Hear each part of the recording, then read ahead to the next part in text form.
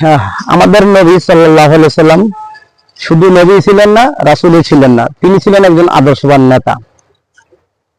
তিনি ইসলামের বৃহত্তর স্বার্থে মানুষের অসংখ্য বড় বড় অপরাধগুলো তিনি ক্ষমা করে দিতেন। তার জলজন্ত প্রমাণ হচ্ছে কাফের যোদ্ধা ওয়াসি।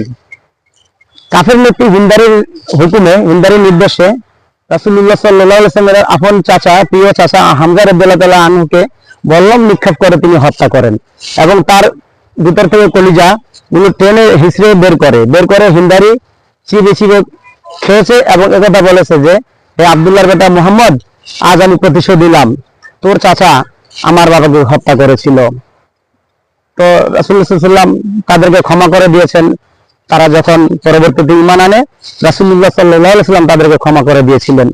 আর আজকে আমাদের দেশের চান্দু নেতারা সামান্য ছুতা নেতা দিয়ে ঈমানদার লোকদেরকে বছরের পর বছর জেলখানা বন্দী করে রাখে এবং ফাঁসির কাস্টে ঝুলিয়ে হত্যা করে। এ হচ্ছে আমাদের প্রিয় নেতা রাসূলুল্লাহ সাল্লাল্লাহু আলাইহি ওয়াসাল্লাম এবং বর্তমান নেতাদের সাথে তফাৎ।